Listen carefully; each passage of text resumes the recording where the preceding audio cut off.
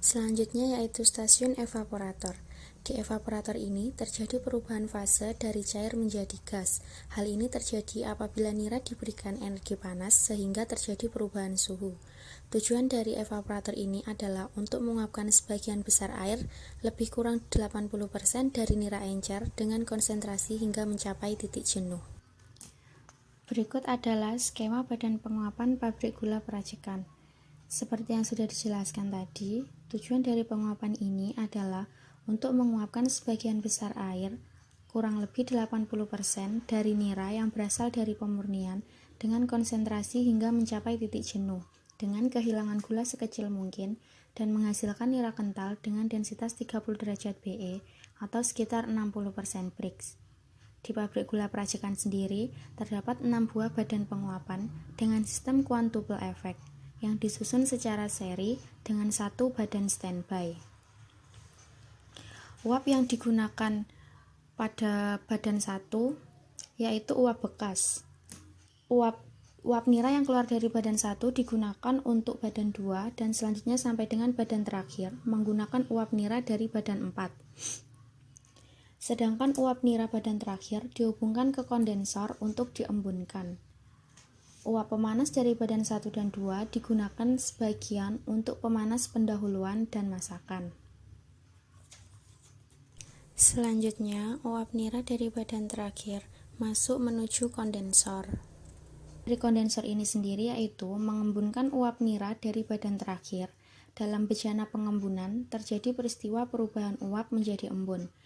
Peristiwa ini mengakibatkan terjadinya pengecilan volume uap, sehingga menyebabkan kekosongan ruang atau vakum dalam kondensor. Karena kondensor berhubungan dengan badan penguapan, maka dalam badan penguapan terjadi vakum pula.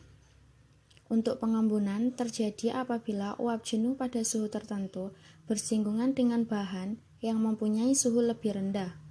Adapun pemberian air injeksi dimaksudkan untuk mendinginkan uap sehingga terjadi peristiwa pengembunan, agar air jatuhan dapat jatuh bebas dalam keadaan hampa. Maka letak ketinggian kondensor harus lebih tinggi dari kolom air bertekanan barometris, serta ujung bawah kondensor harus selalu tercelup ke dalam air agar tekanan di dalam bejana menjadi stabil. Untuk cara kerja dari kondensor sendiri yaitu uap nira dari badan terakhir masuk ke kondensor melalui sisi bawah. Kemudian air injeksi dimasukkan lewat sisi atas dan air injeksi jatuh ke sekat-sekat dalam kondensor sehingga akan membentuk semacam tirai air. Yang selanjutnya, uap nira yang masuk mengarah ke atas. Sehingga terjadi kontak antara uap nira dan air injeksi. Karena kontak tersebut, uap akan mengembun dan turun ke bawah bersama dengan air jatuhan. Sedangkan gas-gas yang tidak terembunkan akan keluar ke udara dengan bantuan pompa udara. Berikut adalah spesifikasi dari masing-masing badan penguap di pabrik gula Prajekan.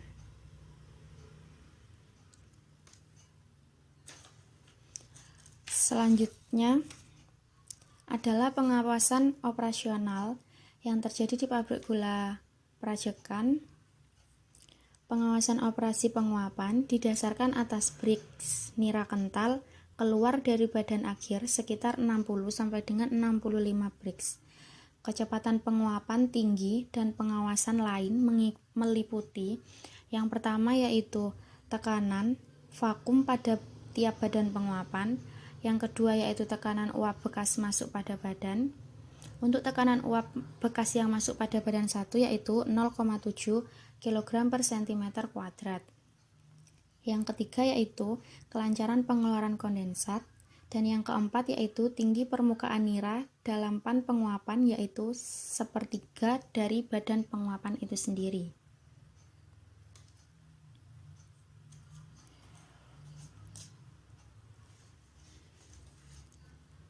Selanjutnya, untuk kesulitan yang terjadi di badan evaporator yaitu ada tekanan steam tidak tercapai, pengaturan tekanan tidak tepat, pipa-pipa kalandria kotor, vakum badan akhir tidak tercapai, gangguan pengeluaran air embun, dan juga kadar kerak yang tinggi pada badan akhir.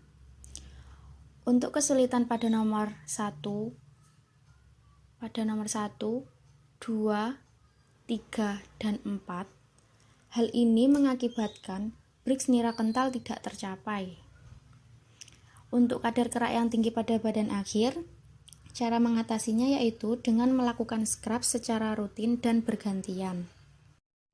Berikut ini adalah contoh penyekrapan yang akan dilakukan pada badan evaporator yang ada di pabrik gula Perajegan.